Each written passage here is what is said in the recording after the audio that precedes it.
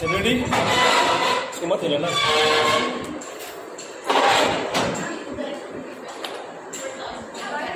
मैं आ रहा हूँ। सर नहीं आ रहा सर, आप अभी हाँ आप हाँ थोड़ा ठीक है। सर थोड़ा सा और हाँ अभी सर नहीं आ रहा सर, ये यहाँ रखा है अभी हाँ अब आ रहा है। अच्छा, प्रैक्टिकल मेटेरियलिज्म खत्म, हिस्टोरिकल मेटेरियलिज्म आपको कहना नहीं इतने दिनों तक। हाँ? खत्म, ठीक है। इसके बाद हम लोग जा रहे हैं freedom, Marxist concept of freedom. इससे पहले था रिलेटिव ऑटोनॉमी ऑफ स्टेट। क्या कर रहे थे पढ़ने? हाँ?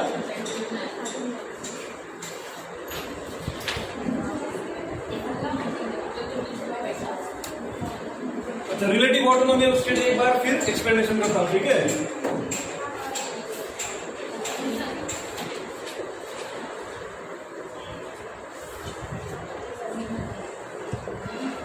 Relative autonomy of the state,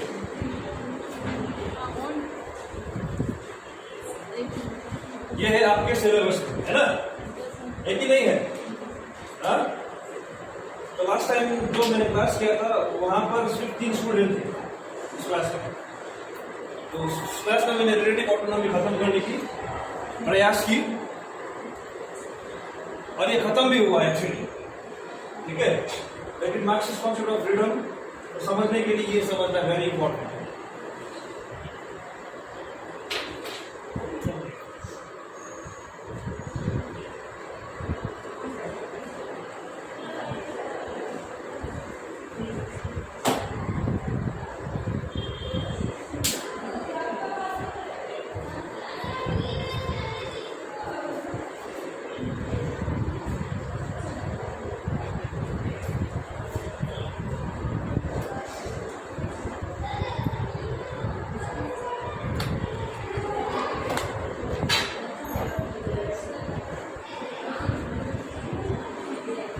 volunteers,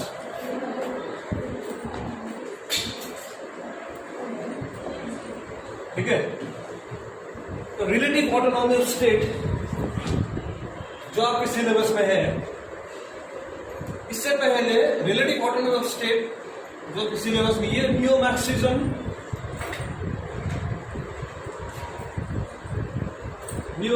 के दायरे में आते हैं, ठीक है।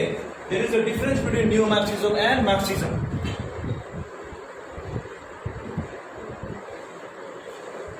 ठीक है। मार्क्सिज्म है Karl Marx and Engels, Lenin, ठीक है। इसको कहते हैं जिन्होंने डायलेक्टिकल मेटेरियलिज्म, हिस्टोरिकल मेटेरियलिज्म, भौतिकवाद, द्वंद्वात्मक भौतिकवाद और ऐतिहासिक भौतिकवाद लिखे, ठीक है। उसके बारे में ये लोग स्टेट के बारे में कहते हैं। यहाँ पर देखिए रिलेटिव और कितना सारा शब्द है यहाँ पर। स्टेट, एक स्टेट मतलब राज्य, जो पहले क्लास के वो लोग समझ में आ रहा है ना। स्टेट मतलब राज्य, रिलेटिव मतलब क्या होता है?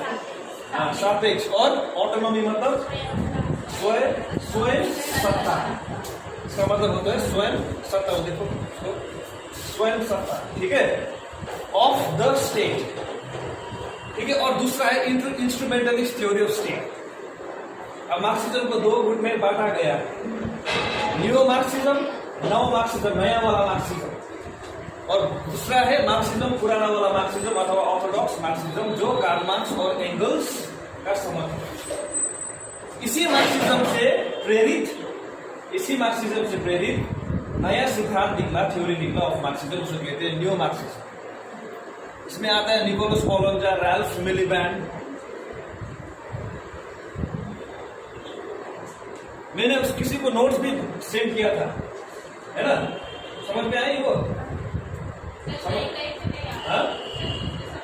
अच्छा, इसको पढ़ो, ठीक है। हिंदी में ट्रांसलेट करके उसको पढ़ो, समझ में आ जाएगा। Relative autonomy of state. अब कॉन्वेंशनल मार्क्सिज्म अथवा क्लासिकल मार्क्सिज्म, पुराना वाला मार्क्सिज्म जो कार्ल मार्क्स, ठीक है। न्यू मार्क्सिज्म में बहुत सारे स्कॉलर्स आते हैं, जैसे कि Ralph मिलीबैंड, Nicholas Poulantzas, Antonio Gramsci. पढ़ाया होगी एंटोनियो ग्राम्सी, सुने होंगे ग्राम्सी का।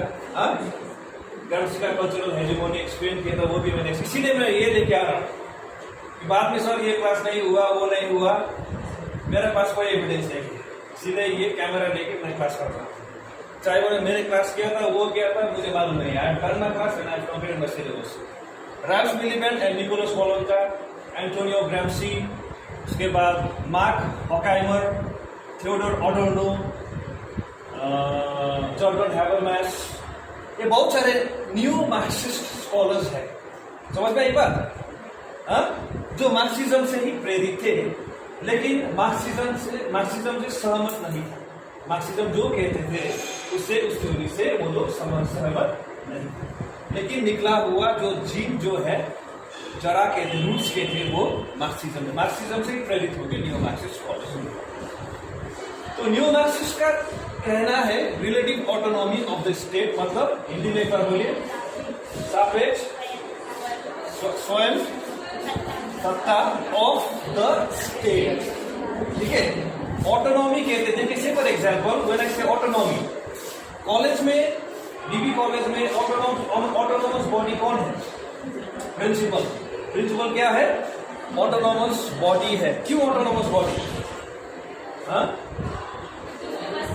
उसके पास पावर है। ठीक है, उसी पावर से क्या करते हैं हम लोगों को? डिसीजंस देते, पॉलिसीज देते, कंट्रोल करते हैं। Is it clear to you? समझ में एक बात? और मार्क्सिज्म, कार्ल मार्क्स का, ये न्यू मार्क्सिज्म अभी छोड़ देते हैं, मार्क्सिज्म पे जाते हैं। कार्ल मार्क्स ने कहा कि सोसाइटी अभी कौन सा मोड ऑफ प्रोडक्शन है? कैपिटलिस्ट, पूंजीवाद व्यवस्था। इसके आगे क्या था? फ्यूडलिज्म, साम्यवाद, है ना? साम्यवाद व्यवस्था। साम्यवाद व्यवस्था से दास व्यवस्था, दास व्यवस्था से आगे प्रिमिटिव कम्युनिज्म। ठीक है, ये तो सुने होंगे ना, primitive communism, slave society, feudal society, साम्यवाद, पूंजीवाद। अभी हम कौन सा व्यवस्था में रह रहे हैं?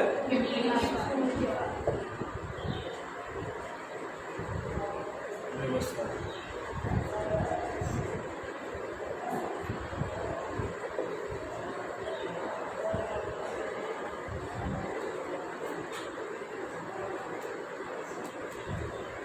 कैपिटलिस्ट अथवा कैपिटलिज्म अथवा कैपिटलिस्ट मोड ऑफ प्रोडक्शन। इसके बाद आएगा सोशलिस्ट मोड ऑफ प्रोडक्शन, उसके बाद कम्युनिस्ट मोड ऑफ प्रोडक्शन। ठीक है, तो जितना भी व्यवस्था है, जितना भी सोसाइटी, देखिए हिस्टोरिकल मटेरियलिज्म ये कहते हैं कि सोसाइटी आर्थिक स्थिति जो होता है, मटेरियल थिंग जो होता है, इकोनॉमी जो होता है, इकोनॉमी से रिलेटेड होता है, प्रोडक्शन होता है, जो चीज हम लोग प्रोड्यूस करते हैं, कंज्यूम करते हैं, उसी से ही आइडियाज बनते हैं, उसी से क्या है? सोच को प्रभाव करते हैं। ठीक है, सोसाइटी सोच को प्रभाव करते हैं। तो अकॉर्डिंग टू मार्क्स वहां नहीं जाएंगे, अभी रिलेटिव ऑटोनॉमी ऑफ स्टेट वो एक्सप्लेन कर चुके हैं। तो जो क्लास नहीं है वो तो आएगा ही, कहाँ पर भी मेरा लेक्चर उड़ रहा है, ये उड़ रहा है, होगा ही, क्योंकि ऑल दिस आर रिलेटेड। मैंने डायलेक्टिकल मटेरियलिज्म शुरू किया, हिस्टोरिकल मटेरियलिज्म शुरू किया, उसके बाद बेस एंड सुपरस्ट्रक्चर एक्सप्लेन किया, कल्चरल हेजेमोनी एक्सप्लेन किया। अब वो फिर रिपीट नहीं हो, इसीलिए वो क्लास आओ, ट्यूशन की भर पे मत जाओ। मार्क्सिज्म समझना इजी नहीं है, दाल भात खाने का, घर में बैठ के पंखा खोल के दाल भात खाने का वो ऐसा नहीं। ठीक है, it's very hard to understand. तो एक याद रखिए, इंस्ट्रूमेंटलिस्ट थ्योरी ऑफ स्टेट, इस पर जा रहे हैं। उसके बाद रिलेटिव ऑटोनॉमी, जो हम लोग का सिलेबस में, relative autonomy of the state. और ये हम लोग जो व्यवस्था में रह रहे हैं, सब एक्सप्लेन नहीं करूंगा, what is capitalist mode of production. According two marks हम लोग कैपिटलिस्ट मोड ऑफ प्रोडक्शन में, व्यवस्था में रह रहे हैं, पूंजीवादी व्यवस्था। कार्ल मार्क्स हटा देते हैं, Nicholas Poulantzas, Ralph Miliband and new Marxist has come. Now Marx ने कहा simply try to understand this graph, इसको पूरा एकदम एक्सप्लेन ना करके छोड़कर ही मैं बता रहा हूं अच्छे के कि समाज में हमेशा ही क्लास सिस्टम होता है। क्या है? वर्ग व्यवस्था। ठीक है, क्लास सिस्टम होता है। अब क्लास सिस्टम में हमेशा ही एक समाज को देखा जाए तो एक होता है और दूसरा होता है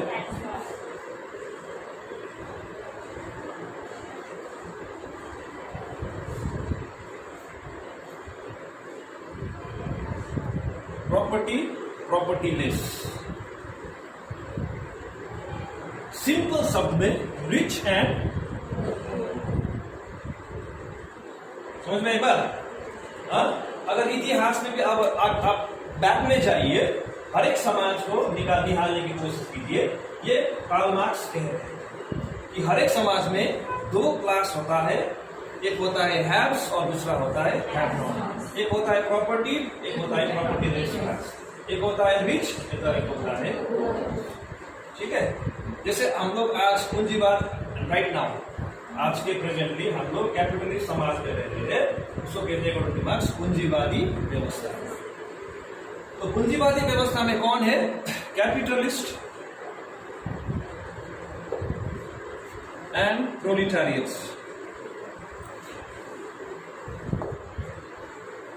ठीक है, कैपिटलिस्ट क्लास हो गया, रिच क्लास, प्रोलिटारियट्स जो इंडस्ट्रियल वर्कर है, जो फैक्ट्री में मजदूर है, उसको कहते हैं प्रोलिटारियट्स अकॉर्डिंग टू कार्ल मार्क्स। ये हो गया पुअर क्लास। ठीक है, जो टाटा, बिरला, अंबानी ये जो है, ये होता है कैपिटलिस्ट अथवा पूंजीवाद क्लास। ठीक है, इन दोनों का अगर रिलेशनशिप देखा जाए तो relationship is always exploitative. Exploitative Hindi में क्या कहते हैं? शोषित। ठीक है, क्यों शोषित? क्योंकि जहां पर शोषित है वहां पर ही इन लोगों का मुनाफा है कि नहीं? मान लीजिए एक शर्ट बनाने फैक्ट्री में आप लोग काम, शर्ट बनाने वाला फैक्ट्री रेमंड, ठीक है, रेमंड क्या करते हैं? रेमंड का मालिक जो होता है अकेला होता है, फॉरगेट अबाउट रेमंड।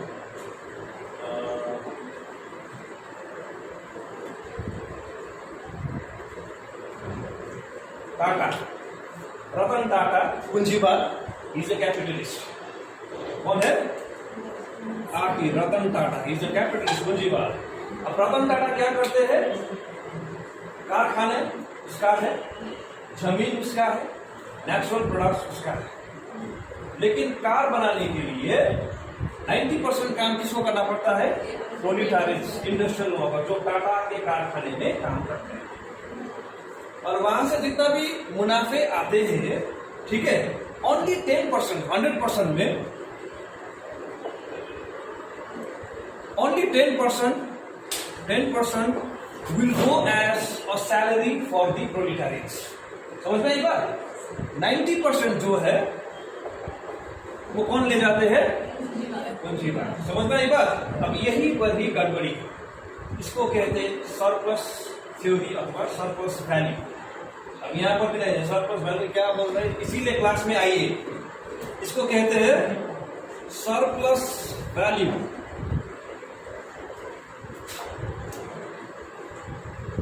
ठीक है, समझ में आ रहा है? समझ में आ रहा है लेक्चर? हाँ, क्यों ऐसे देख रहे हो? मेरा ये कहाँ से पढ़ा रहे हैं यार? इसीलिए क्लास आइए regularly. Surplus value, surplus value क्या है? 90% ये है सरप्लस वैल्यू। ये होता है प्रॉफिट।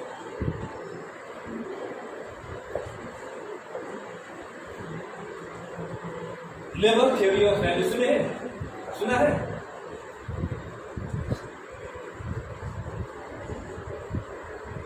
वो गाना सुना है? हाँ, सलमान खान का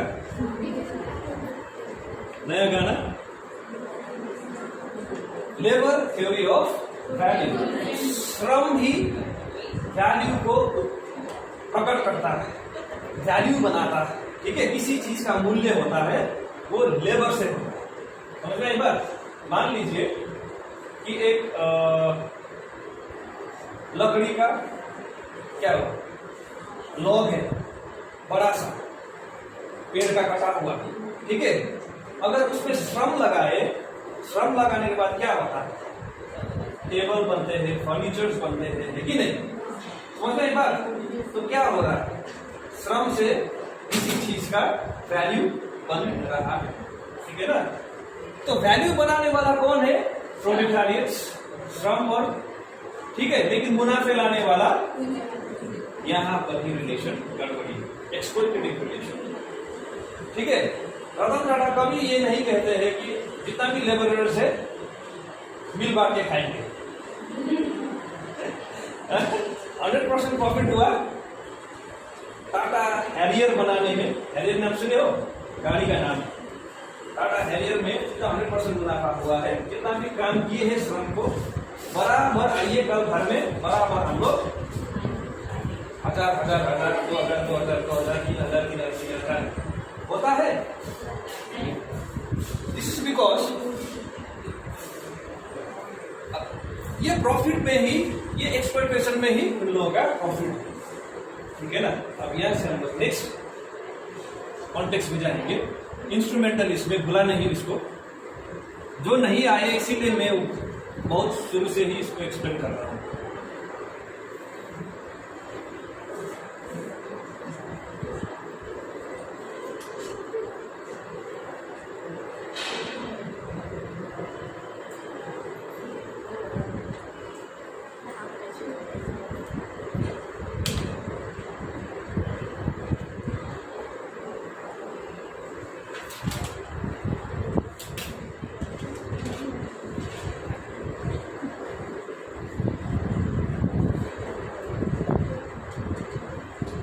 पुराने वाले मार्क्सिस्ट, नॉट न्यू मार्क्सिस्ट, अभी रिलेटिव ऑटोनोमस स्टेट में आए, पुराने वाले मार्क्सिस्ट जो कार्ल मार्क्स है, ये कहते हैं कि इंस्ट्रूमेंटलिस्ट थ्योरी ऑफ स्टेट, कि स्टेट एक औजार है, ठीक है।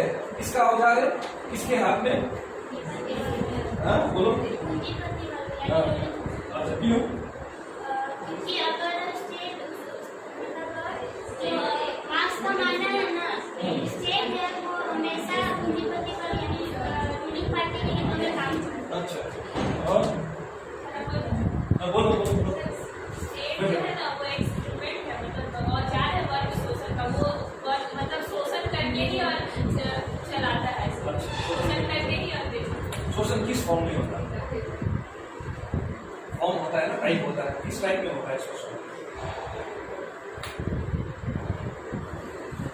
सर क्योंकि जो रूलिंग क्लासेस है उनके पास इकोनॉमिक पावर रहता है, और इस वजह से जो मतलब पूंजीपतियों के लिए स्टेट एक औजार है, तो इस हिसाब से मार्क्स कहते हैं कि इसमें औजार है। कैसे औजार? इस तरह से इस्तेमाल करते हैं स्टेट को। ये कहते हैं कॉन्वेंशनल मार्क्सिज्म, पुराने वाले Marxism, Karl Marx, according to Karl Marx. उसको कार्ल मार्क्स का जो सिद्धांत है उसको कहते हैं मार्क्सिज्म, ठीक है, मार्क्सवाद।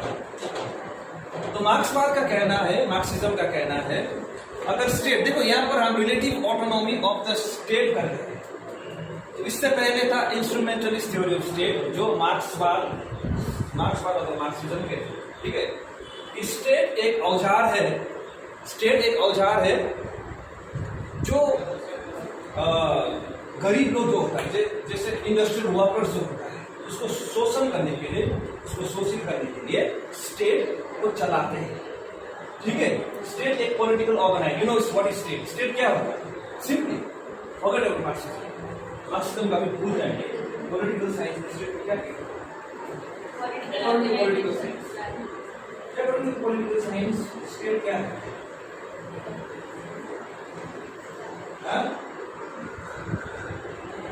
क्या पता है? भूल गया। एग्जाम में भी यही लिखा, जब क्वेश्चन आएगा स्टेट के बारे में कुछ लिखे, सर पता था भूल गया।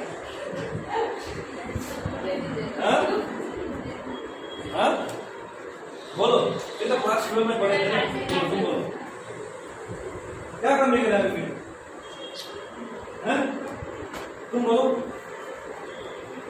स्टेट क्या है? ऑनर्स में पॉलिटिकल साइंस ऑनर्स में, इसे ऑनर्स नहीं मिला होगा, राजे लोग खाई चाहिए यही नहीं है।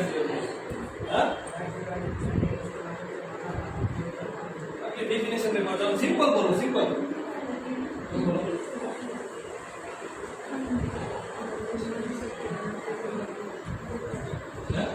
हो गया? बोलो ना यार, पार्टिसिपेशन होना नहीं करेगा। नहीं बड़ा तो वीडियो की तरह सुनते रहो, है कि नहीं? बोलो।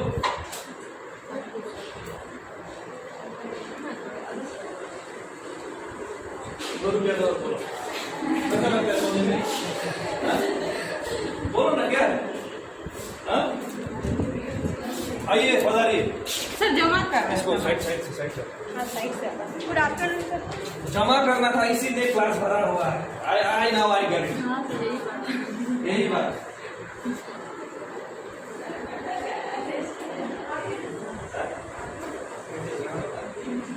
यहाँ बैठो, वहाँ बैठो, आगे नहीं, वहाँ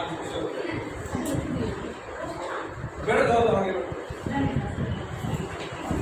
धन्यवाद आप लोगों को कहना चाहिए क्लास में। हाँ? सर हमेशा आते हैं। नेक्स्ट एनीवन स्टेट क्या है? बड़ी स्टेट एक राजनीतिक संस्था है स्टेट। हाँ? समाज में 3 भाग होता है, राजनीतिक भाग, राजनीतिक स्तर, सामाजिक स्तर और आर्थिक स्तर। तो स्टेट जो है ये है राजनीतिक स्तर। अब स्टेट का काम होता है कानून बनाना, पॉलिसीज बनाना, कानून बनाना, पॉलिसीज बनाना। गवर्नमेंट नियुक्त किए जाते हैं, जैसे नरेंद्र मोदी वो स्टेट को संभालते हैं, भारत स्टेट को चलाते हैं, ठीक है। और उसके बाद क्या बनाते हैं? पॉलिसीज बनाते हैं, कानून बनाते हैं। किसके लिए? हाँ? कौन निवास करते हैं? स्टेट में भारत में तो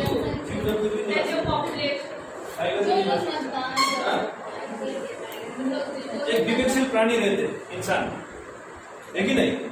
हाँ? जो सिटीजन है, नागरिक है। यस। तो इंस्ट्रूमेंटलिस्ट थ्योरी ऑफ स्टेट, उस स्टेट को, now you got my point, हाँ? उसी राज्य को जो पॉलिटिकल ऑर्गेनाइजेशन है, ये गिने चुने जो रूलिंग क्लास होते हैं, ruling class, have class, property class, पूंजीपति जो है, ये औजार की तरह क्या करते हैं? इस्तेमाल करते हैं। इसको जो गरीब है, जो इंडस्ट्रियल वर्कर्स है, इसके पास प्रॉपर्टी नहीं है, पैसा नहीं है, पूंजी नहीं है, उन लोगों को शोषण करने में स्टेट यूज है, ठीक है? स्टेट एक औजार मान दीजिए। अकॉर्डिंग टू कार्ल मार्क्स, मैं नहीं बोलता, आप सत्य बोलिए, झूठ बोलिए, कार्ल मार्क्स बोले। According to Karl Marx, state में जितना भी नियुक्त किए गए व्यक्ति होता है, रिप्रेजेंटेटिव्स होता है, ठीक है, वो गरीब क्लास, गरीब कैटेगरी से नहीं आता, वो एलिट कैटेगरी से ही आता है। जैसे मुलायम सिंह यादव का बेटा, हाँ? कौन है? तेजस्वी यादव, झूठ मत बोलो। अखिलेश यादव, अखिलेश यादव कौन है? Chief minister of Uttar Pradesh था, है कि नहीं? समझ में आई बात? तो ये भी क्या होता है? एलिट क्लास अथवा पैसे वाले जो क्लास होता है, उसी क्लास से ही आता है। तो इन लोगों का जो सोच होता है, आइडिया, सोचना सिमिलर होता है उसकी वजह से, ठीक है? समझ में आई बात? स्टेट अगर रूलिंग क्लास पूंजीवादी को सपोर्ट करे तो उसमें क्या हो रहा है? उन लोगों का मुनाफा हो रहा है। वैसे आ रहे हैं, जैसे मान लीजिए इलेक्शन लड़ रहे, इलेक्शन लड़ने के लिए क्या चाहिए? वोट दीजिए, होगा क्या होता है? पैसों का, और पैसे भी लाख में नहीं, करोड़ में होता है। तो ये पैसा कहाँ से आता है? टैक्स। क्या टैक्स से क्या होता है? टैक्स से तो ऑडिट देना पड़ता है सरकार को।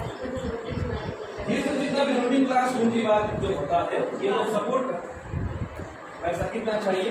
ले लीजिए, लेकिन गलत नहीं बात नहीं लीजिए, ये खोलने का लाइसेंस दीजिए, वो खोलने का लाइसेंस दीजिए, यहाँ पर नैनो कार खोलेंगे, वो बनाएंगे, ये प्लांट बनाएंगे, ये कारखाना बनाएंगे, तब आप क्या करेंगे? चुप बैठेंगे। समझ में आई बात? हाँ, चुप बैठेंगे, ये नहीं बोलने। जैसे यहाँ पर कोल माइनिंग है कि नहीं? कोल माइनिंग में क्या करते हैं? जो मजदूर होता है, कोयले में जो कोयले निकालते, ये करते, बिक्री करते, यहाँ पर बहुत सारे ऐसे काला है। लेकिन जो मजदूर होता है, मजदूर क्या करते हैं, वो श्रम करते हैं, लेकिन श्रम करने के बाद अगर बोले कि सर मुझे ये वेतन बढ़ा दीजिए, वो बढ़ा दीजिए, ये कभी नहीं होता है। अगर वेतन बढ़ाएंगे तो जो इसका जो मालिक है उसको प्रॉफिट नहीं मिल रहा, तो स्टेट को क्या करेंगे, पैसा खिलाएंगे, ये काम मत कीजिए, वो काम मत कीजिए, आप मेरे लिए हित करिए। समझ में आ रहा ना बात? तो क्या हो रहा है यहाँ पर, स्टेट एक औजार बनते जा रहे हैं, इंस्ट्रूमेंट बनते जा रहे हैं, इसके लिए पूंजीवादी। समझ में एक बात, this is instrumentalist theory of state, जो कार्ल मार्क्स कहते हैं। किसी को कुछ कहना है, कुछ प्रश्न पूछना है? जैसे मान लीजिए पुलिस जो होता है, पुलिस पर्सनल, आर्मी, सिक्योरिटी, किसको चाहिए? जो मजदूर करते हैं उसको सिक्योरिटी चाहिए? आइए नीचे बैठिए, सिक्योरिटी वाला गाड़ी, पूरा बुलेट प्रूफ वाला गाड़ी किसको चाहिए? जो कोयले में काम करता है, काला पूरा क्या है, सिक्योरिटी देना है उसको, आ जाता है पुलिस, किसको चाहिए? So, are you getting the point? ये मार्क्स का कहना है। अंबानी को चाहिए सिक्योरिटी, आर्मर्ड कार, पुलिस क्या करते हैं, रखवाला, किसका? धनियों का, क्योंकि कोई चोरी ना कर दे, ये ना कर दे, वो समझ में नहीं बात। गरीब तो क्या, बिंदास में कुछ नहीं है, हम रहेंगे, जाएंगे, खाएंगे, घूमेंगे, ऊपर वाला का मर्जी है, ये है। 2-3 जाएंगे, अगर हिंदू है तो मंदिर में जाएंगे, पूछेंगे, भगवान से बात करेंगे, मुस्लिम में तो जाएंगे, कहाँ पर? जाएंगे और बोलेंगे, ये करेंगे, ये हुआ, नहीं हुआ, ये हो रहा है, खोली भर दीजिएगा। That's all a poor man can do. लेकिन लेकिन धनी क्या करते हैं? भगवान मेरे जो वो है चोरी ना करते, इसके बाद क्या स्टेट के साथ चाहिए, वो चाहिए, ये चाहिए, अगर स्टेट नहीं देता खुद का अपना सिक्योरिटी है कि नहीं? So this is instrumentalist theory of state. I hope you got it. The next, actually तुम लोग का सिलेबस में है ये।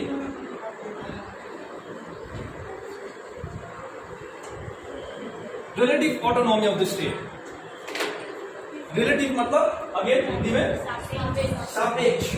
सापेक्ष का मतलब है बराबर, ठीक है, इक्वल। यहाँ पर भी सफेद, वहां पर भी है, यहाँ पर भी सफेद, वहां पर भी सफेद, यहाँ पर भी 50%, वहां पर भी 50%, रिलेटिव डिस्ट्रीब्यूशन। ऑटोनॉमी क्या कहते हैं? शक्ति, पावर, स्वयं शक्ति, शक्ति, I don't understand, power, power बराबर बटा 50%, यहाँ पर भी 70 बराबर। समझ में आई बात? सिंपल लैंग्वेज में समझा रहा, सापेक्ष, इक्वल डिस्ट्रीब्यूशन, बराबर, समानता, एक साथ में, इक्वल। रिलेटिव माने पावर, किसका? Power of the state. अब देखिए पहले वाला मार्क्सिज्म ये कहते थे, मार्क्सिज्म कार्ल मार्क्स की सोसाइटी में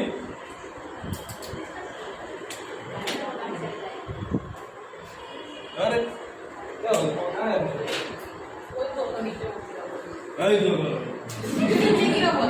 सोसाइटी, समाज, ठीक है, समाज में 2 क्लास होता है, वर्ग होता है, एक रिच और एक, जैसे कैपिटलिस्ट मोड ऑफ प्रोडक्शन में एक पूंजीवाद और एक, ठीक है। तो पावर, यहां पर पावर का खिला हो रहा है, पावर किसके हाथ में? यहां पर यह कि पावर किसके हाथ में होता है? स्टेट के हाथ में होता है, ruling class, non ruling class.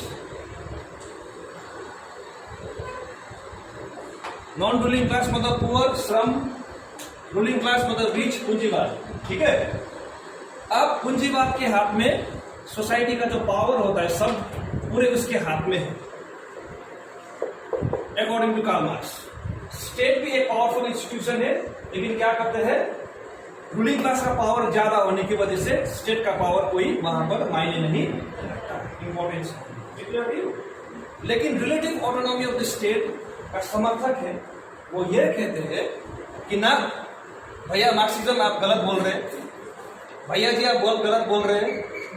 अब जो बोल रहे हैं कि समाज में सिर्फ पावर का नाम जो होता है सिर्फ रूलिंग क्लास के हाथ में होता है, सिर्फ पूंजीवाद के हाथ में होता है, सिर्फ धनी के हाथ में होता है, जैसे रतन टाटा, बिरला, इन लोगों के हाथ में होता है पावर। समझ रहे हो पावर ये नहीं कि इसको जाके ठिको मारो, ये नहीं होता। एक पावर और साइकोलॉजिकल पावर भी होता है कि नहीं।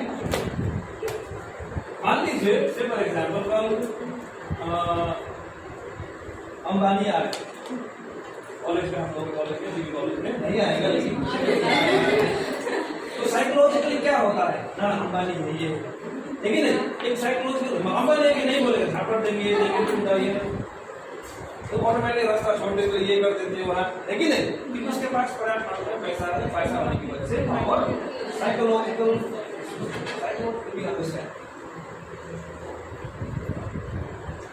जैसे प्रिंसिपल जब आ रहे हैं, प्रिंसिपल नहीं बोल रहे, कुछ नहीं बोल रहे, तुम रास्ते से आना, तुम अपने आप हट जाते हैं, क्योंकि एक साइकोलॉजिकल इंप्रेशन है कि उसके पास पावर है, प्रिंसिपल भी कर सकते हैं कॉलेज। सो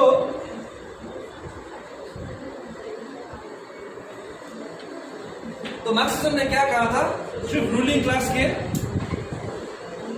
के हाथ में पावर अथवा ऑटोनॉमी होता है। कार्ल मार्क्स, समझ में आई बात, समझ में आ रहे हैं ना जो क्लास किए। कार्ल मार्क्स कहते हैं कि रूलिंग क्लास के हाथ में ही पावर होता है, ऑटोनॉमी होता है, इसीलिए वे पावरफुल होता है। और स्टेट जो होता है, स्टेट की पावरफुल संस्था है, लेकिन इसके आगे कोई मायने नहीं, कोई इंपॉर्टेंस नहीं, ठीक है। लेकिन relative autonomy of the state का जो समर्थक है, जैसे Ralph Miliband, Poulantzas, Nicholas Poulantzas, all these are called new Marxist, ठीक है। ग्राम्सी, एंटोनियो ग्राम्सी ये कहते हैं कि स्टेट भी एक पावरफुल संस्था है। स्टेट क्या है? एक पावरफुल संस्था। ना ऐसा मत बोलिए, स्टेट के पास भी पावर है। जैसे बहुत सारे एग्जाम्पल हम लोग दे सकते हैं जहां पर स्टेट ने अपना पावर यूटिलाइज किया, ठीक है। तो 18th ब्रूमेर ऑफ लुई बोनापार्ट, मिला उस डेफिनेशन में 18th ब्रूमेर ऑफ लुई बोनापार्ट, जो फ्रांस में था। बोनापार्टिज्म कब था? 1789 फ्रेंच रेवोल्यूशन से भी आगे, ठीक है। तो लुई बोनापार्ट जो था एक स्टेट का रिप्रेजेंटेटिव, समझ में एक बात। जैसे स्टेट, आज स्टेट भारत एक राज्य, कौन रिप्रेजेंट करते हैं? नरेंद्र मोदी। जैसे फ्रांस में 18 लुई बोनापार्ट के एग्जाम्पल ब्रूमेर ऑफ उसका एग्जाम्पल देते हुए कार्ल मार्क्स ये जो न्यू मार्क्सिस्ट समर्थक जो है, ये कहते हैं कि फ्रांस में जो राज्य का जो हेड होता है उस समय लुई बोनापार्ट था, ठीक है। अब उसके समय में भी बहुत सारे ऐसे रूलिंग क्लासेस थे, धनी व्यक्ति, नोबल क्लास, लैंडलॉर्ड्स, जमींदार, लेकिन इसको सब बहुत सारे ऐसे क्लासेस थे जिसके पास पैसा था। लेकिन लुई बोनापार्ट का जो पावर था, स्टेट का पावर, खुद अपने हाथ में कंट्रोल करके रखे हुए थे। और जितना भी रूलिंग क्लास था, बहुत सारे पूंजीवाद का सिस्टम व्यवस्था नहीं था, लेकिन जमींदार थे बहुत सारे। ये लुई बोनापार्ट के आगे कुछ नहीं। Louis Bonaparte control the entire power of the France state. For example, दूसरा एग्जाम्पल, हिटलर सुने है ना? हिटलर सेकेंड वर्ल्ड वॉर में he was the chancellor of Germany, Adolf Hitler. तो एडोल्फ हिटलर को तानाशाही भी मानते थे कि नहीं? तो जो नाजिज्म जो थ्योरी था उसका समर्थक देखो, इतना नाजिज्म का समर्थक थे। तो हिटलर ने क्या किया था? हिटलर एक स्टेट, जैसे नरेंद्र मोदी, भारत एक स्टेट का सोल रिप्रेजेंटेटिव, वैसे ही जर्मनी का जो स्टेट राज्य का सोल रिप्रेजेंटेटिव था हिटलर बना। और हिटलर के समय जितना भी पूंजीवादी लोग थे, अमीर लोग थे, रूलिंग क्लास थे, समझ में आई बात, उसके अंडर में हिटलर नहीं रहा, बल्कि हिटलर ने उसके कंट्रोल में सभी जो जितना भी पूंजीवाद थे, जितना भी रूलिंग क्लासेस थे, उसके हाथ में कंट्रोल किया।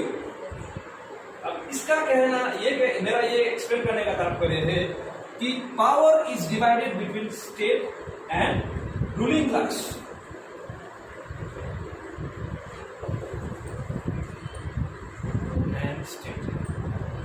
पहले क्या बोल रहा था, इंस्ट्रूमेंटल स्टेट, सिर्फ रूलिंग क्लास के हाथ में ही पावर होता है।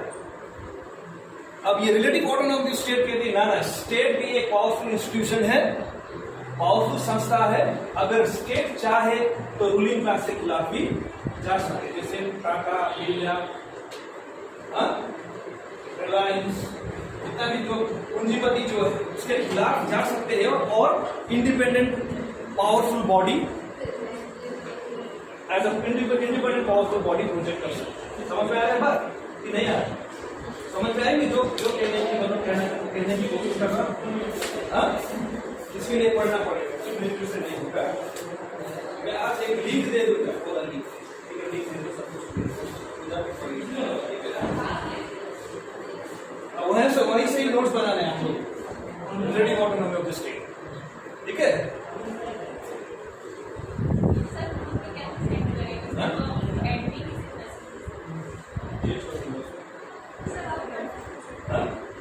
ऑफ करके 5 मिनट्स ऑफ करेंगे, उसके बाद बोलेंगे।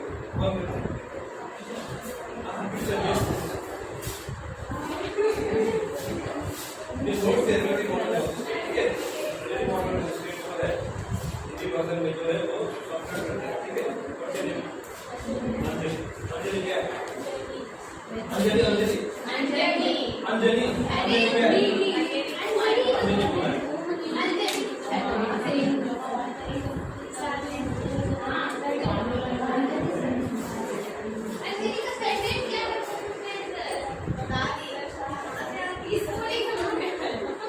समझ में आ रहा है? रिलेटिव ऑटोनॉमी स्टेट क्या है? रिलेटिव ऑटोनॉमी स्टेट है, रिलेटिव ऑटोनॉमी स्टेट है कि जो सोसाइटी में पावर होता है, ठीक है, रूलिंग क्लास के हाथ में भी होता है और स्टेट के हाथ में भी होता है। बल्कि स्टेट ये सत्य है कि स्टेट रूलिंग क्लास के अंडर ही काम करते हैं, रूलिंग क्लास के हाथ में ही काम करते हैं, कंट्रोल में ही काम करते हैं, क्योंकि पैसा सबको चाहिए, ठीक है नहीं? अब स्टेट को भी चलाने के लिए, नरेंद्र मोदी को भी चलाने के लिए पैसा चाहिए, भारत को चलाने के लिए पैसा चाहिए, तो वो पैसा कहाँ से आता है? तो टैक्स से बहुत कम होता है। रूलिंग क्लास वो तो पैसे से कंट्रोल में पैसे, लेकिन अगर स्टेट चाहे तो कहीं कभार रूलिंग क्लास के खिलाफ भी जा सकते हैं, लेकिन फायदा ये भी है कि रूलिंग क्लास के दायरे में ही काम करे, मुनाफा से ये नहीं कि स्टेट हमेशा नहीं, ये गलत है। रिलेटिव ऑटोनॉमी स्टेट ये कि स्टेट हमेशा एक औजार है रूलिंग क्लास के हाथ में, और रूलिंग क्लास को भी करे, ये करे, वो करे, ये नहीं होता। चाहे तो समझ नहीं बात? Relative autonomy state simple language. क्योंकि देखिए एक एग्जाम्पल और एक एग्जाम्पल इंडियन कॉन्टेक्स्ट से दे रहा हूँ। नरेंद्र मोदी जो है, नरेंद्र मोदी एक प्राइम मिनिस्टर ऑफ इंडिया जो न्यू किए हम लोग अपॉइंट किए, समझ में आएगा? अब अंबानी, धीरू भाई अंबानी, ये जो जितना भी पूंजीवादी जो है जिसको कहते हैं रूलिंग क्लास, उसको हम न्यू नहीं करते, अपॉइंट नहीं करते। वो पैसे की वजह से और पैसा कमाते हैं, और पैसा कमाने की वजह से एक रूलिंग क्लास के दायरे में आता है। लेकिन नरेंद्र मोदी को हम लोग अपॉइंट, पूरे भारत का सिटीजन जो है अपॉइंट किए, ठीक है? अपॉइंट करने के बाद क्या करते हैं?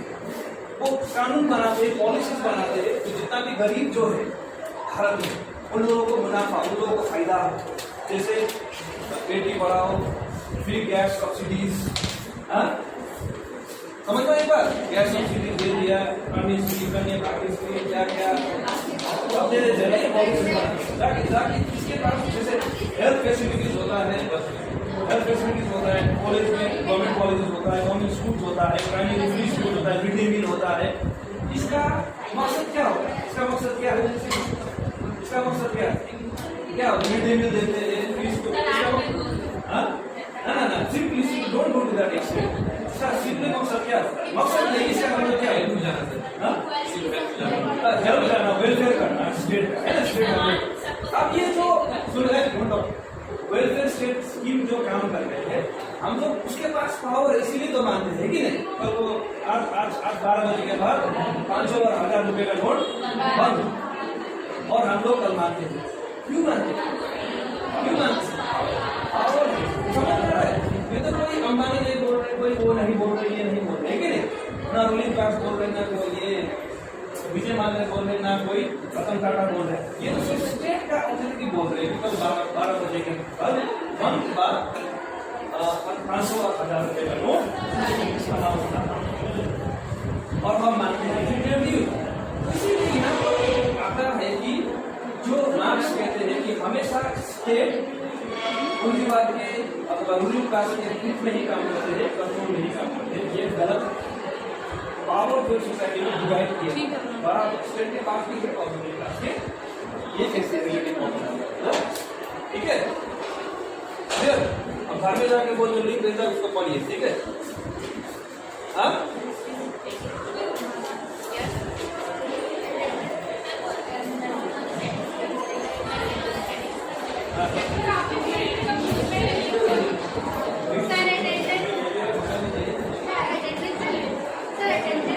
अटेंडेंस लिख के दो पेपर में।